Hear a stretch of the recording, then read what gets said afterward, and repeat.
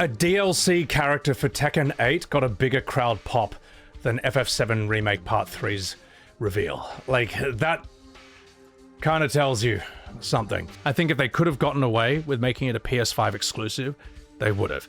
And I think if they could have gotten away with making it a PS6 exclusive, they would have. Just think about it, Sonny Jim. 3 games, 3 consoles. Think of the profits. This guy looks weak and like a fucking asshole. All I ever wanted to see was the glorious OG Sid Highwind. Just swearing up a storm, making Barret look safe.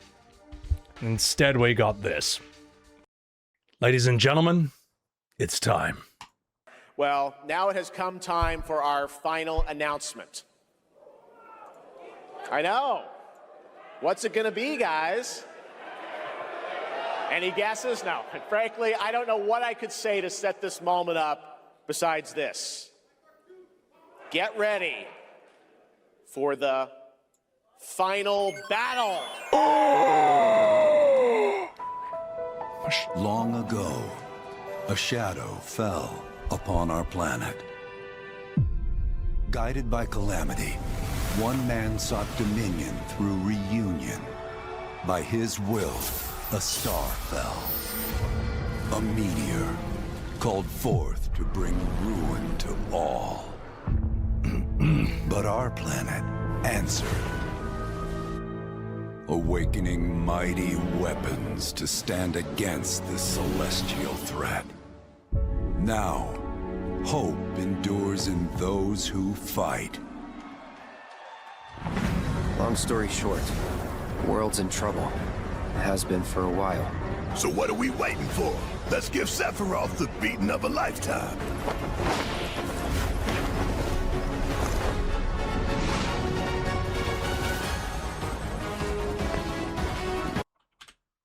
Fortnite Fantasy 7, ladies and gentlemen. I mean, here's the thing. I don't really know how I feel about this either way. Maybe it'll be fun. I don't know. My friend has a theory that they just didn't want to animate the Highwind landing and taking off, which I think is quite funny.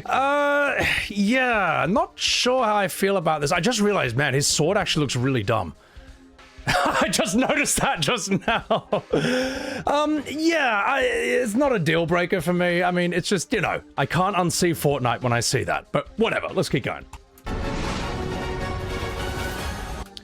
Notice the texture pop in here. So I know that's really petty. I'm being an asshole on purpose. That's just like seeing spelling mistakes in your resume. You know what I mean?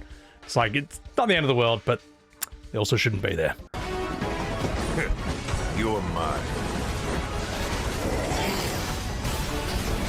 I'll make this quick. Good night. The sky's the limit. Vincent is probably going to be fun to play as, and he's the kind of character who it's almost impossible to screw up. Like, he's such a cool idea. He looks awesome, and he's got like a various guns, and then he can transform into Galleon Beast, which is like a mini behemoth. Death Gygus, who is like a giant steroided Frankenstein who can shoot electricity out of his chest. Jason Voorhees mixed with Leatherface, because why not? And Chaos, a literal Diablo-esque demon. But really, you could just give Vincent's design to like any game company, like Capcom, From Software, Platinum Games, so on and so forth, and they would make him fun to play. I think he'll be fun. I think he's a main selling point of this game. And I think you could only... You'd have to intentionally sabotage him to make him not fun. So I reckon he'll be the standout of this. Quick. Good night. The sky's the limit. I can do this. I'll make you proud. Just ain't your day. Oh my, is that a weapon I see? As far as I can tell, these things don't distinguish between friend and foe. I mean, is that a weapon? Yeah, this is one of like the new baby whale weapons you saw in Rebirth. I don't really think they're even necessary because the 5 OG weapons are more than enough. You've already got Emerald, Ruby, Diamond, Sapphire, and Ultima weapon. They're all basically the size of a skyscraper, except Ultima. He's like the Vegeta of the crew. He's like the smaller one, but he's not weak. I don't really think they needed these extra ones to begin with. But anyway, you know, whatever. Save the planet by killing her protectors. It's Ruby. Let us put your faith to the test. I'm gonna sound like a huge boomer here. It's not that I think this is bad. I just miss the original Ultima weapon design. I'll show you what I mean. See, let's have a look at that. And then look at that. It's not that I think this is bad. I just feel like it loses a little bit of its soul and personality. Like, there's... I don't know. I just love this. Now, I've heard some people say, like, bro, this sucks. This looks like it's out of Power Rangers. And I'm like, well, I think it's weird if your way of defending the new game is by shitting on the original. That kind of tells me what you think of the OG, to be perfectly honest.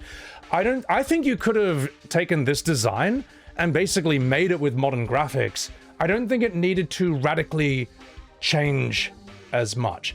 But at the end of the day, I'm probably just nitpicking. This isn't like a deal breaker. It's not the end of the world. But I am also just saying that's what I think.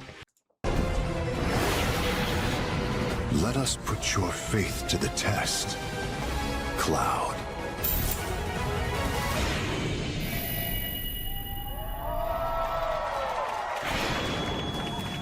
Revelation. Never would have made it this far without you guys.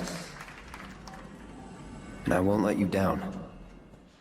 I promise.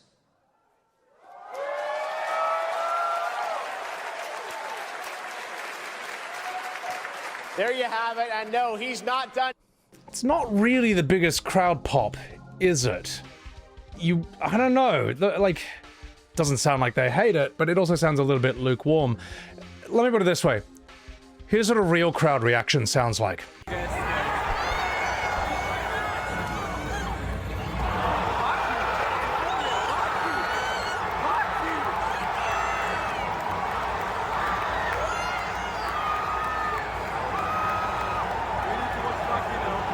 A DLC character for Tekken 8 got a bigger crowd pop than FF7 Remake Part 3's reveal. Like, that kind of tells you something.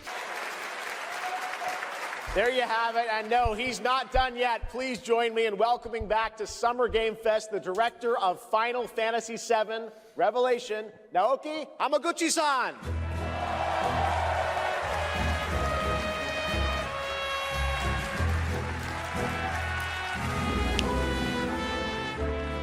All right.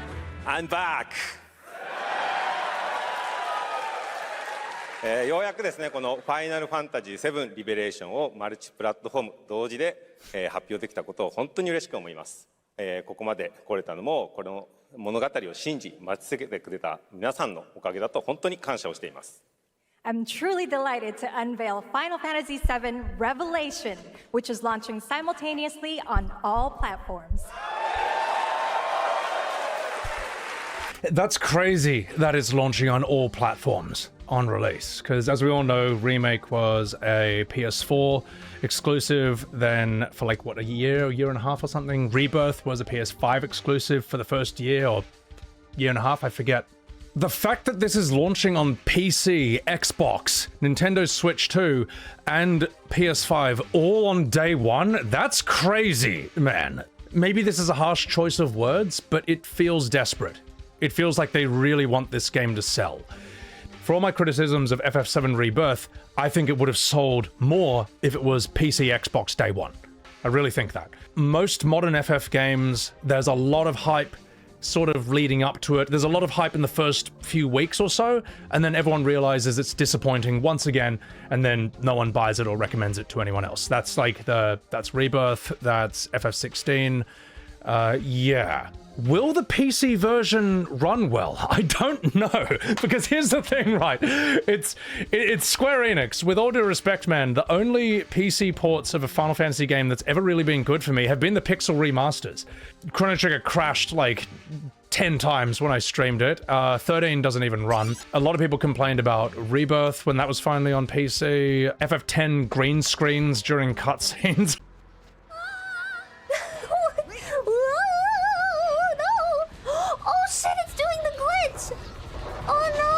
It's not looking great, man. But the thing is, Square Enix wants Part 3 to sell so badly that I think they will do their best at optimizing it for PC, maybe.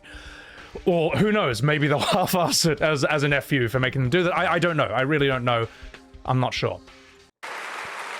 And we've only been able to come this far thanks to every single one of you who continue to believe in this story and waited for this moment with us. 今作のテーマは決意です。クラウドたちは最後の戦いに進むため、それぞれの決意と向き合います。The central theme of this title is resolve. Cloud and his companions each confront their own destinies and find the resolve to march toward the final battle. そして私自身もこのシリーズを完結させるという決意を胸にこの作品と向き合ってきました。I too have carried a promise in my heart throughout this journey, the resolve to see the series through to its very end. 皆さんに最高の形でお届けします。ぜひ見届けてください。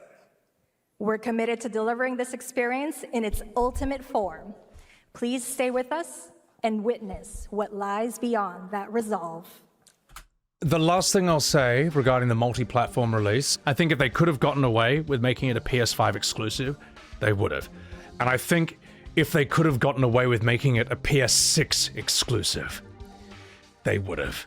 Just think about it, Sonny Jim. 3 games, 3 consoles.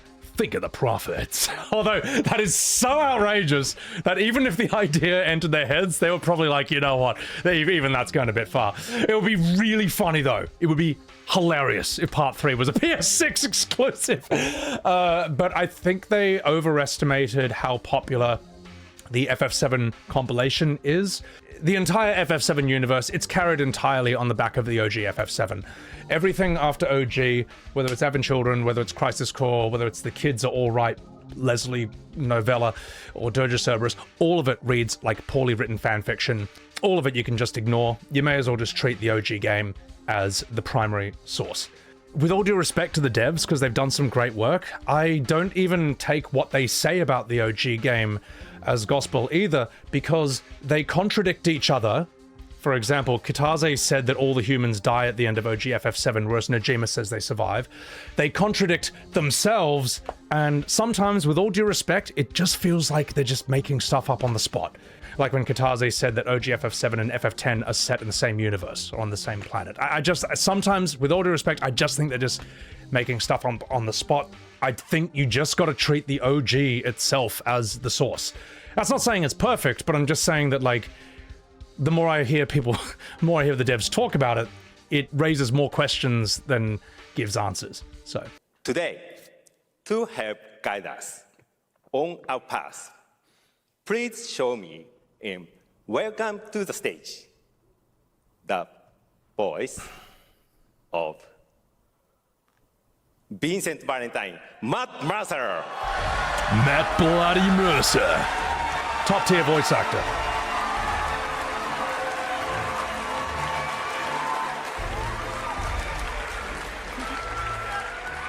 Thank you very much, Hamaguchi-san. It's truly a privilege to be here with you today, if you know me. There's honestly so much to see in Revelation. I think we just kind of need to dive right in. What do you say? Let's do it. Take it away, Matt. I don't mind if I do. As we reunite with our heroes, the meteor looms in the skies above, a constant reminder of your mission and the grave threats you'll confront as you embark upon your journey and face the epic conclusion of the Remake series.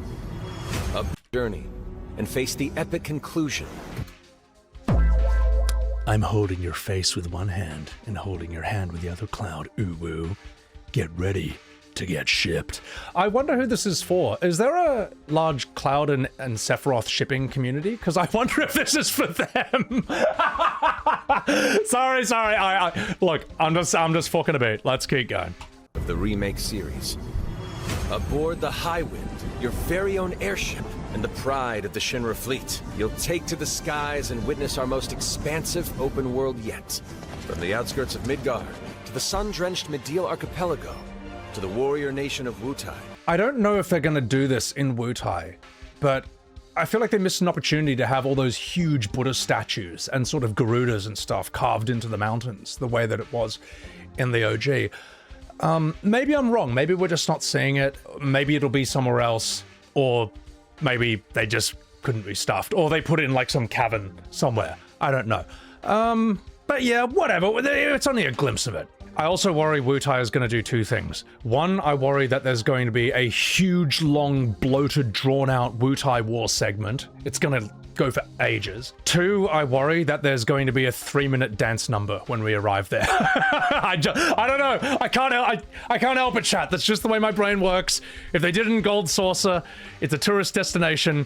I'm sure there's going to be some Disney musical dance number when we arrive there as well. I mean, you know, as Barret said, there ain't no getting off of this train we on, so I guess that might be a thing. Anyway, look, I don't think I'm being mean to this, guys. I don't think I'm being mean to this. I know that there's some people hate watching, just like, I can't wait for him to say something mean. No. I'm trying to be tough but fair. I'm trying to give credit where it's due. I'm just saying what I'm thinking out loud.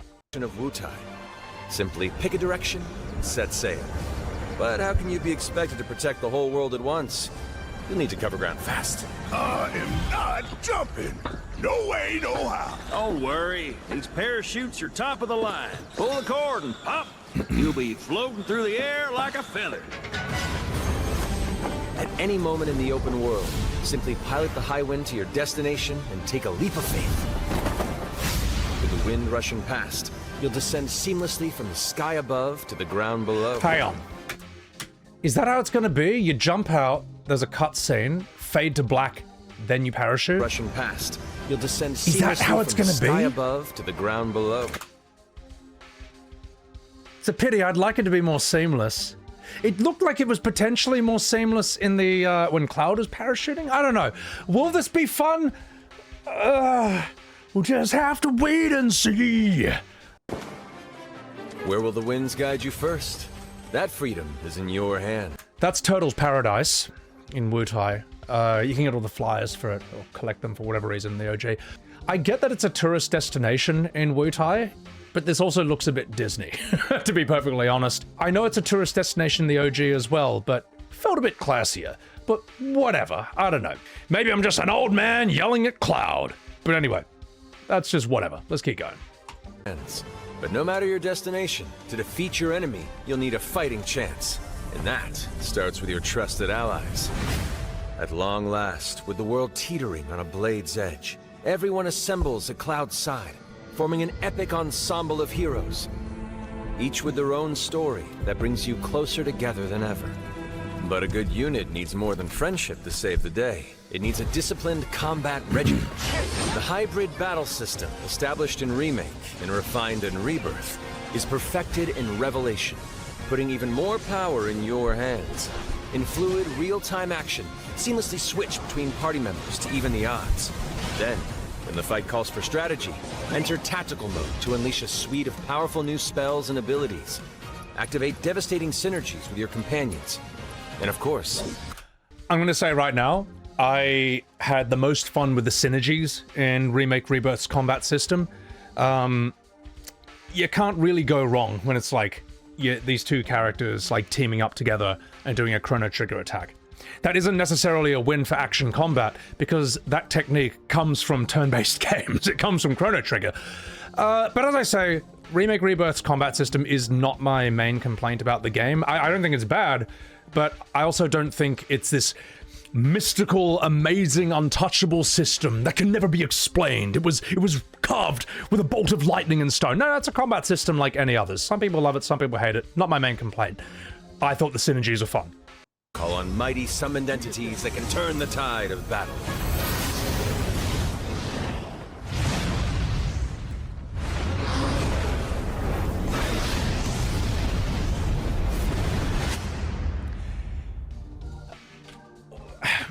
I think when you summon in this game, it looks cool, and it's mad having them rampage around the battlefield, just, you know, wrecking everything they see. I don't like that you have to fight them in a VR chamber to unlock them. It's just kind of, the whole VR thing is very uninspired, very boring. I wonder if it's like a time-saving or cost-cutting bit of design. how would you unlock the summons? Some people have suggested that maybe you should find the summons just wandering around in the open world. You know, maybe you find Shiva in a cold area or Ifrit near a volcano or something, or whatever, something like that. That's kind of a cool idea. I don't know, because it's true that in OG FF7, you just find summon materia just lying around and they are basically irrelevant to the story. In fact, FF7 is unique in the sense that I think it's the only FF where summons have basically no bearing on the story at all. That's not the case. Whereas in, say, like FF6, 9, 10, and so on, summons are extremely integral to the story. You could remove all the summons from OG FF7 and the story would be the same. All I know is I don't like Chadley and I don't like VR. Do we have to play all 3 games? I'm so disappointed with this release schedule and separating it into 3 games. It's purely a money grab. What do you mean? It had to be 3 games because the first game was 3 discs. You're crazy if you think otherwise. What I think is weird is how your progress is basically completely erased and reset entirely between games. You know what I mean? Like, Mass Effect figured this out 10 years ago. Why are we not just using that system?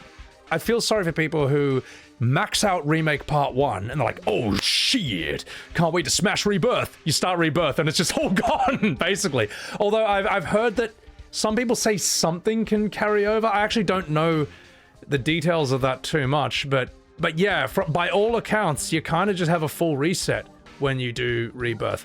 Now, I guess that can make sense because it's a whole different system they introduce in each one. Like this has, we're going to see how this does things differently from Part 1 and 2. All I'm trying to say is Mass Effect showed that you could carry over your progress between 3 parts of a game. I don't see why this couldn't do something similar.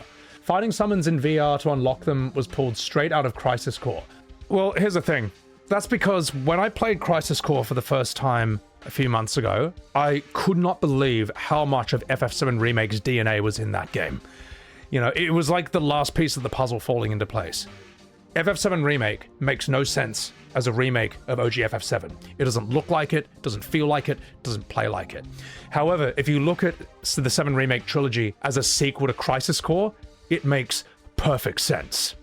It has the same bad writing. It looks and feels like it when you're running around in its world. It plays and fights like Crisis Core. You may as well call Crisis Core FF7R0. When you look at 7 Remake Trilogy as a remake of OG FF7, there's all these questions that make no sense, but when you look at it as a sequel to Crisis Core, now it makes sense because it assumes you already know Crisis Core. That's why, after Cloud's flashback in Nibelheim, when Tifa and Aeris are in bed, Tifa turns to Aeris and said, oh, by the way, Cloud never came back 5 years ago. Those of you who know the OG story know how much of an atomic bomb of a piece of information that is. That is nuclear, that piece of information. And she basically drops it like as soon as you get out of Midgar. That is not supposed to be dropped until like the middle to the end of Disc 2. But the problem is, Remake Part 1 and 2 are basically Disc 1, so we're screwed, you know. And then when Cloud, I think, is back in Nibelheim, right before Cait Sith box throwing, my favorite segment, Cloud has a flashback of a soldier who gets washed down the river, and he's like, hey, that was Zack. What do you mean you remember Zack? That's not supposed to happen yet. So the thing is, that doesn't make sense if it's a remake of OG FF7, but it makes perfect sense if it's a sequel to Crisis Core, because Crisis Core assumes you already know this, and you will never be able to unsee this now that you know this. Also, did you know that Zack is the God Emperor of Final Fantasy VII? Did you know that Zack is the reason Aeris took up selling flowers? Did you know that Zack is the reason Aeris wears a pink bow in her hair? Did you know that Zack is the reason Aeris dresses the way she does? Did you know that Zack is the guy who named Tifa's bar 7th Heaven? I didn't know that until Crisis Core correctly informed me of that about 10 years after the OG game. Fancy that.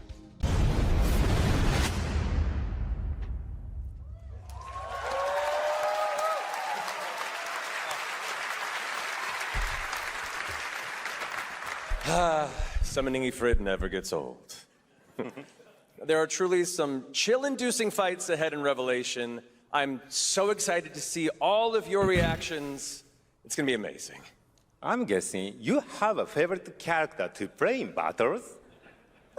I might be a little biased, but since you brought it up, Let's have a look at our newest coffin-dwelling companion, Vincent Valentine.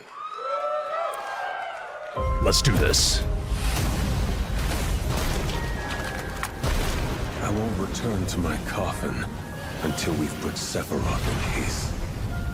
Vincent is a deft gunslinger, capable of delivering precise, high-yield shots. But there's more to this secretive... First we had Cait Sith box throwing. Are we going to have a Vincent crystal shooting cave? Because I'm wondering if we will. I mean, here's the thing. It'll probably be cooler than Cait Sith, but we did see the tweet from the director, I think, saying that they are not cutting down the minigames at all. So I'm wondering if we're going to have a very long unskippable segment where we just have to do this for ages. I don't know. Hopefully I'm wrong, but let's keep going. High-yield shots. But there's more to this secretive former Turk than meets the eye. The result of experimentation at the hands of Shinra. Vincent can transform into the Galleon Beast at the press of a button, gaining tremendous power while transformed. This is a very smart idea, in my opinion, to have him be able to just transform into Galleon Beast whenever you want. In the original game, you could only transform when you had a limit break. His limit breaks will probably be the other transformations, maybe, I don't know. Either that, or maybe he unlocks the ability to instantly turn into Death Geiger's Hellmasker Chaos, and then they each have their own individual limit breaks. I would prefer that. I don't want to be only doing Galleon Beast the whole time. But I think it's smart that you can do it straight away, because the limit breaks in this game, they often kind of just take too long to come. Sometimes you just want to do it right away. So yeah, whatever. I think he's going to be fun to play, and I think he's going to be one of the main draw cards of this game. Didn't they say mini games will be optional though? I don't know. I haven't read the full tweet. All I know is the part I read was it said we're not cutting down on mini games, but I have heard that maybe they could be optional as well. So maybe we'll be safe. I don't know. My personal opinion, right, is I think they should have saved most of the mini games in Rebirth for Gold Saucer. That's what I think. Because then you want to play Minigame Central, you got it, Sonny Jim. You got Gold Saucer, and then it's like what you had in the PS1 game, where it was like this entire theme park within a video game itself. The problem is, because Rebirth has so many minigames literally everywhere, by the time you get to Gold Saucer, that's the last thing you want to do. And it also leaves Gold Saucer feeling a bit bare. There aren't as many minigames there as there should be, because they're all out in the rest of the story in the open world. I don't know. I feel like Gold Saucer was a missed opportunity. It could have been some incredible in-game spectacle. I did not think they would find a way to make it boring, but I just kind of didn't really care about that area when I was there, sadly. And when combined with the skills of a certain ace pilot, their high-impact synergies disrupt the fight with ferocious results. The Leaping Lancer, the Dashing Dragoon, the one and only Sid Highwind. Sid Highwind. The Flanderization of Sid Highwind is a thing to behold, isn't it? It's really something that needs to be studied. Because anyone who's played OG FF7 knows that that ain't Sid. OG FF7 Sid walks in and immediately explodes into a rage onto Shearer. It's like, Shearer, where's the fucking tea? We got guests. I'm pissed. And then Cloud's like, hey, it's all right, man. Calm down. It's like, shut up, sit down and drink your goddamn tea. Or is my hospitality not good enough for you, mate? You know. And then when Palmer shows up and Sid's like, oh, well, but isn't the fat man Palmer? He's like, where's Rufus? He's like, he's outside. Uwu. He's like, you fat, stupid fucking son of a... He's just like, Sid just calls Palmer this fat, and then, like, a string of expletives. And as he just walks out in a rage, Palmer's like, don't say fat. You know what I mean? Where's that Sid? All I ever wanted to see was the glorious OG Sid Highwind. Just swearing up a storm, making Barret look safe. Instead, we got this. It's very clear that Sid Highwind was toned down for modern audiences and for ratings. It's very clear. Anyone who says that this was an artistic decision, or don't worry, we're going to see him do this in part 3, you're on cope if you think it was an artistic decision. It's a money decision. As for him being like this in part 3, I don't know. And I think that if they did, that would be even weirder because it would be so tonally jarring with the previous 2 games. They've already committed to this Disney Marvel Kingdom Hearts tone. Oh yeah, and he doesn't smoke. I forgot about that. Listen, mate, real men smoke because it's good for you. Also, without that cigarette, how's he supposed to light a stick of dynamite on it and then throw it into a bunch of enemies? All right? How can this man mechanically work without his ciggy? Without his bloody smoke? Without his packet of Pall Malls? Without his packet of Winnie Blues, mate? You robbed him of one of his weapons. Anyone who's pissed off at me saying this, don't shoot me, man. I'm the messenger, bro. I didn't make this happen. I'm just showing you what was already in front of your eyes. Sid Highwind, the cantankerous pilot extraordinaire, joins the party and their mission to defeat Sephiroth. Sid's command of his lance allows him to rapidly close the distance for powerful strikes, or engage in sweeping area of effect attacks to bring a whole host of enemies to heel. You know what the tragedy is? You know how I said Vincent is going to be a draw card for this game? Sid Highwind would have been a draw card for it as well if he wasn't so toned down and neutered and censored. Like, it's just true, man. And the tragedy is, we saw FF16, we saw the Sid in that, voiced by Finchy from The Office. He was rough, man. He was very unsafe at times. I think he told Clive to off himself. You know, he made jokes about being gay. And he smoked cigars and drank whiskey. So you can do a Sid who can do all those things. Well, why is he not in here? But to fully control the battlefield, skill with a weapon only gets you so far. To further augment your combat capabilities... I don't think I'm being too old when I say that I think that looks like shit. It's like a gacha costume, Neo Automata skin or something. I don't think the idea of having them have... Oh, God. If I make an effort to try and like it, I'm failing. I don't know, it's just kind of whatever. It's just kind of... Anyway, let's have a look at the next costume. The battlefield, skill with a weapon only gets you so far. I mean, look, he is a robot cat. I mean, he can just be a bit of a doofus at the end of the day. The thing is, Cait Sith is such a stupid character that you can just make him look stupid. But my main complaint about Cait Sith is that he's not riding around on his giant Moogle 24/7. Like, he should be. I'm sorry. He looks weak without it. And in the in the real FF7, he's always riding his Moogle. I don't think there's a single shot of him being off it, to my memory. But Rebirth, he's just always off it. And while I actually enjoyed fighting as Cait Sith, believe it or not, it annoyed me that I had to do something to get him onto it. And then I would always accidentally jump off it or knock myself off it. I'm like, oh, come on, mate. Just I want to be on this thing all the time. Because when he's on that big, silly, white, fluffy Moogle, yes, it looks dumb, but it also looks strong. Okay, now he looks like he's one of the boys. This guy looks weak and like a fucking asshole. But he's all right. You know, this costume's so dumb, it just complements his character. His character's dumbness. Do I think Rocket Town will be in here? They've said it will be. And I guess it should be, because you do have to blast off into space at one point. How much of it will be there, I don't know. I get the feeling they are going to seriously tone down Sid's scene with Shira. Okay, for obvious reasons. Instead of what we got in the OG, he might just simply look mildly annoyed that the tea is not ready. Or perhaps they're like, you know, it's too hard. they just retcon it out, they just cut it out. I understand our OG Sid is a difficult character when you're aiming your game for modern audiences. But you know what? Oh, there's more normal audiences and there's more OG audience members than there are modern. All right, if you're gonna offend one or the other, offend the modern. I don't know. If you're gonna put all your eggs in one basket, go for the normal people, go for the OG fans.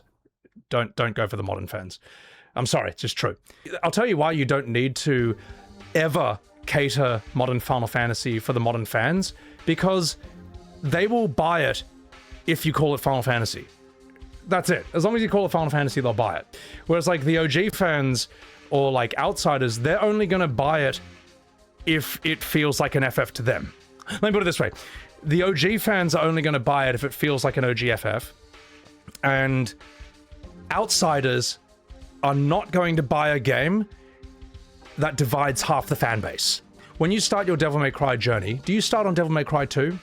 No, you don't. because that fandom knows that that game sucks. When you start your Dark Souls journey, what game do you start on? DS2? Wrong! You start on like 1, 3, Bloodborne or Elden Ring, because even though DS2 isn't the worst game in the world, any outsider can see that that game is divisive, that is splitting the fandom. The problem with modern Final Fantasy is that literally every game for the last 25 years has been Dark Souls 2. That's the problem. Half the fandom thinks it's great and the other half doesn't. And any outsider can just look at how divisive all modern FF has been and they're not interested in it. That's the brutal truth. It's just true. No one wants to admit this, but it's true. To further augment your combat capabilities, try this on for size. Function Integrated Tactical Suitwear, or the FIT system for short, allows you to further customize your playstyle. They did it, chat. They added FF10-2 dress spheres to Final Fantasy VII. Now, anyone who's played FF10-2 knows that the dress spheres are not actually the main weakness of the game. They're kind of fun, whatever. The game doesn't get ripped on for its combat. That said, I don't like the idea of anything FF10-2 related being attached to FF7. Whether this is fun or not, I don't know. We'll just have to wait and see. I don't know how necessary it is, because the characters are already differentiated. They've got unique limit breaks, they've got unique synergies. Each character has unique moves, like Tifa has that uppercut, Barret has that shot, you know, that overcharge thing. I don't know if you need this on top of that. One of my main complaints with this is that the costumes look like shit. Alright, this looks stupid. The battlefield. Skill with a weapon only gets you so This looks dumb, but, you know, Cait Sith is already dumb. far. To further augment your combat capabilities, try this on for size. Function Integrated Even that, I don't think that looks that good, to be honest. It looks like a bland, modern AAA slop design. Like a gacha skin or something. It's weird, because when you look at FF10-2's dress spheres, they actually, from my memory at least, they all look quite cool. They all look quite stylish or extremely specific and committed. This just kind of looks very forgettable. This is probably the least worst looking out of them all. It's Tifa, it's hard to make her look bad. It's whatever. This is not...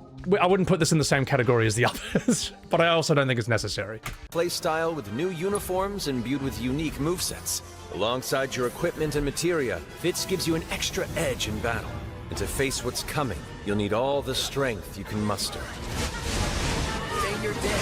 Sensing its fate hanging in the balance, the planet itself has unleashed its last line of defense. The weapons.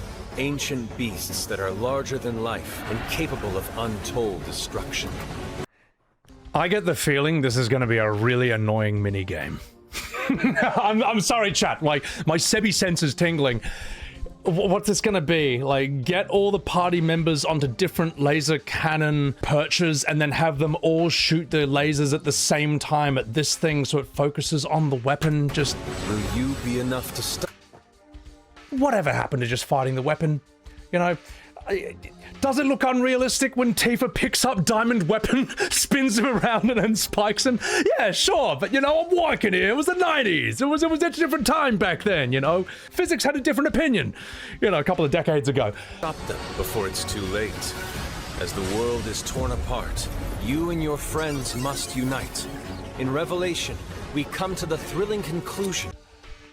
I'm not opposed to this minigame, this handcuff minigame that they've got with Tifa in the gas chamber, because let's all be real, in OG FF7, Tifa's escape from this room was extremely convenient. And we all know it was. The guard, as the guard walks out, he accidentally drops the key on the floor, and then Tifa just has to get it with her foot, and it's like, that's extremely convenient.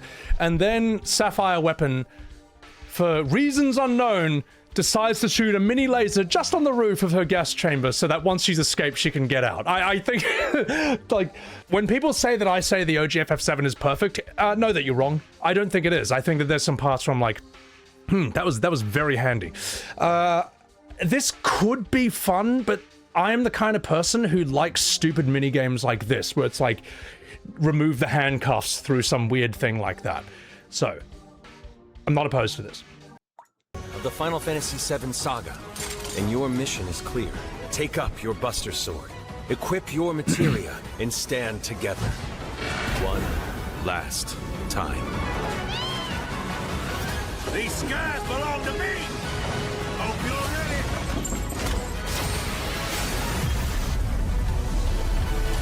Oh my god! It's them! It's them! The Whispers! The Fate Ghosts! The best characters in the game! Hey! Remember how they're supposed to be you? OG fans? Apparently that is an actual fan theory, by the way. The Whispers are meant to be you. The OG fans. You assholes who want to preserve the original story, and that's why we, the players, have to kill you! The representations of you, so we can make Red 13 moonwalk and go, huh, everyone's a winner. And so Rude can sing about being bald, and that lady in Nibelheim can burst into Disney musical numbers. Why, I sing whenever the mood strikes, really. Haven't you ever felt like bursting into song? I don't think that's true. I'd be surprised if Square actually intended the Whispers to be representations of the OG fans and saying, hey, look, that's you. You gotta kill those annoying ghosts so we can change the story. I don't think they would do something like that. I think that's more just a crazy fan theory. But if that is SE's intention, then I'm gonna put this harshly, then they deserve all the backlash they get, and they deserve to lose all the money they lose on these games, because that's a really insulting way to treat your fandom. I'm sorry, how else am I supposed to interpret that? How else is anyone supposed to interpret that? I know Vincent just Naruto ran back then, but he does that in the OG as well. Vincent was Naruto running back in the 90s, so it's fine, I'm walking here. Anyway, let's keep going. Sapphire Weapon.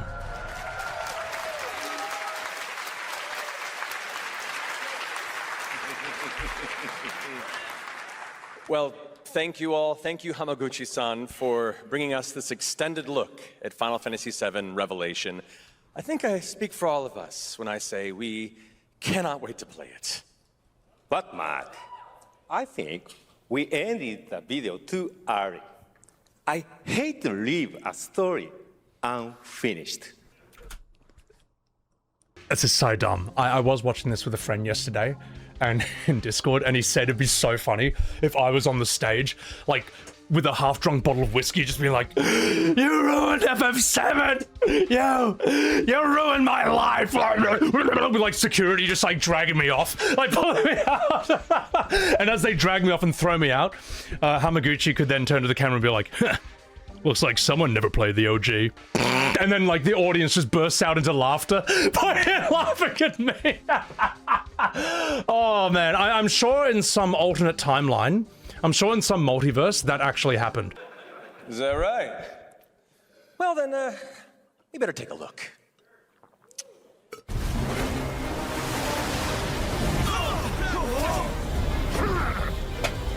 Get the cannon back online, now!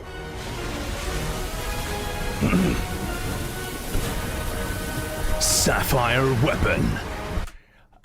This is like a bit of extra stuff to its design, a bit of redesign. I actually think these spines and spikes kind of look cool. It reminds me of like a lionfish, like a really poisonous coral reef fish. But anyway, let's keep going.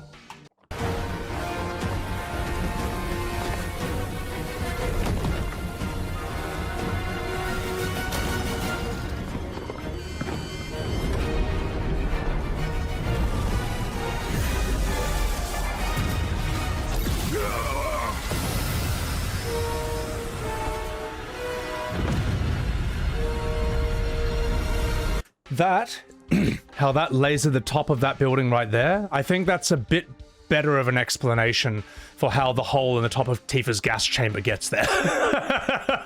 Like, he just dodged a Junon shot and it misfired. Because in the OG, he kind of just, like, lasers this one little part of the building, and she's like, thank you, Sapphire, and gets out. She doesn't say that, but you know what I mean. You could interpret that in the OG that maybe Sapphire doesn't really even know what a building is. It just kind of sees it as a big organism and it's just trying to bore a hole through it, and it's like, all right, fuck it, let's do the big shot now. I do have one complaint, though. I know it's a nitpick, but look, I'm going to do it anyway. I don't like the redesign of his head, to be perfectly honest. It just kind of feels a bit soulless, as I say, like, lost a bit of personality.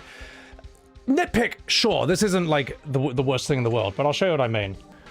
Now, I know some Zoomers are gonna be like, again, they're like, this looks like something out of Power Rangers. You're damn straight it does, brother. It looks awesome. I think if you prefer this, that's fine. But shitting on this, it's not the flex you think it is. If you defend the modern game by shitting on the original game, that kind of shows what you think of the original game. It's kind of rich when then in the same breath you'll say, oh, you're a fake fan if you don't love the new one. It's just kind of, which one is it, man? I think you could have taken this and like souped it up heaps. I like the personality of this thing. At last, the promise is fulfilled. Spring 2027, which for Americans I think is like March to May, which means we got about 9 months until it's Armageddon. Because it will be, man. Like the shilling is going to be out of control.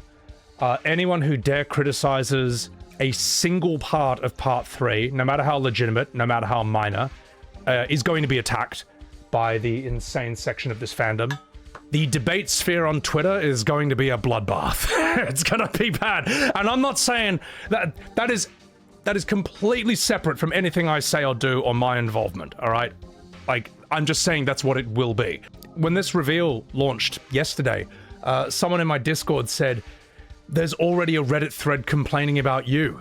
I'm like, I haven't even said anything about it. Like, I haven't posted, I haven't even streamed or reacted to it. I've said nothing about this. And there's already a Reddit thread angry at me. I didn't do anything. Well, not yet. But yeah, there's a lot of people who are going to be hypersensitive and hyperprotective about this game. Expect a storm. Expect a deluge. Expect a flood of raging anime PFPs. It's gonna be nuclear. The journey ends here.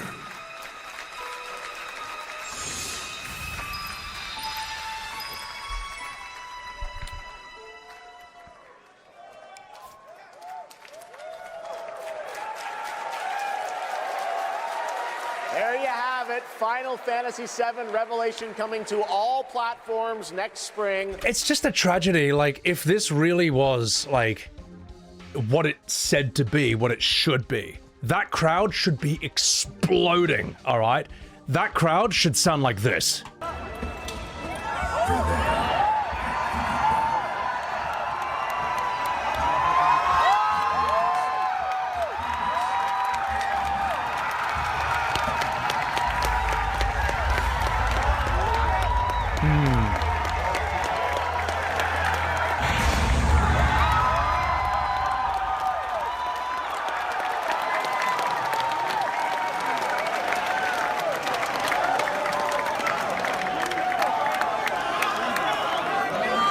They look happy, man, don't they? To be fair, this was one of the only memorable games that was previewed at Summer Game Fest. That's a fact, but that's more to do with the fact that, you know, it's OG FF7's designs and stuff. These are like 90s designs. It's almost cheating in a way, but this looked more memorable than a lot of the other games showcased here, so I'll give it that. And here's the cover art, ladies and gentlemen, of Final Fantasy VII Revelation. Now, does that look familiar to anyone? Because I was looking at this and I was like, I can't help but think that it reminds me a little bit of this. Oh my god. You know, when they said it was FF7 Kingdom Hearts Edition, they weren't kidding, Sonny Jim. We've even got Mickey in the black cloak up there. Sephiroth at his black cloak. I just noticed that Aeris and Zack on the left and the right, they kind of look like these two over there. Or you could have them, well, we got Vincent and Barret over here, mirroring Donald Duck and Goofy over there. It's crazy. I can't unsee this right now. And I even tweeted that out, and quite naturally, you know, someone came up and lied to my face and just said there's absolutely no similarity at all. There kind of is. I mean, I'm not saying it looks identical, but there is a clear similarity. Oh look, there's Sid Highwind over here, there's Cloud over there. Oh wait, hang on. There's Sid Highwind over there, there's Cloud over there. It's crazy, isn't it, man? Personally, to me, I just think this looks kind of uninteresting. It just looks kind of bland. I think even Rebirth's cover art looked a bit more visually striking than this. I thought FF7 Remake Parts 1's cover looked the best because it looked like it might actually be a remake. But yeah, why is Zack even there? Because Zack is the main character of FF7, and Crisis Core cleared up that misunderstanding. So, Zack's bigger. Zack's bigger than Cloud. Oh, he just is, isn't he?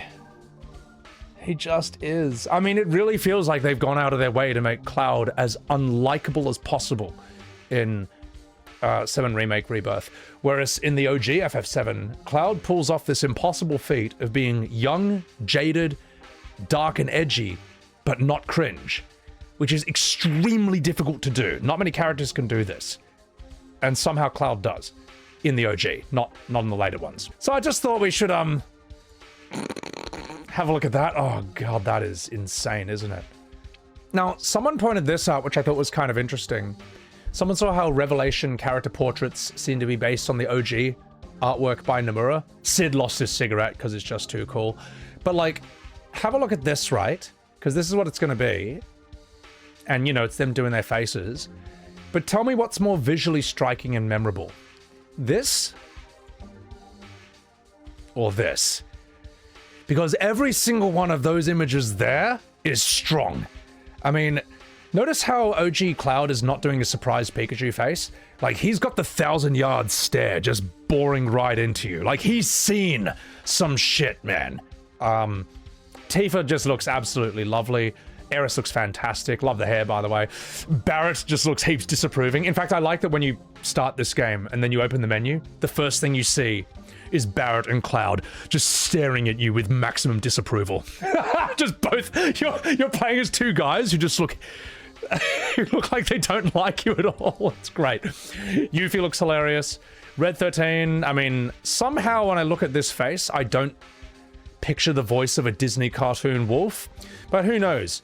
Maybe it was just the hardware limitations of the time. Oh, don't say that. You're only making this harder. Vincent looks dope as hell. Cait Sith looks cool. Sid looks fantastic. Just, oh, sort of real man looks like. It's just not that striking or memorable, is it? And I don't think it's just modern graphics. I don't know. There's a reason that sticks in the mind and the other doesn't. And this only sort of works or is the way it is because of this. You know, it's almost like a member berry. It's like, hey, remember this? Remember when they looked like this? Yeah. But anyway, maybe it's a nitpick, but this is the reaction video. So there you go. I'm going to play it, don't lie. I never said I wasn't going to play it.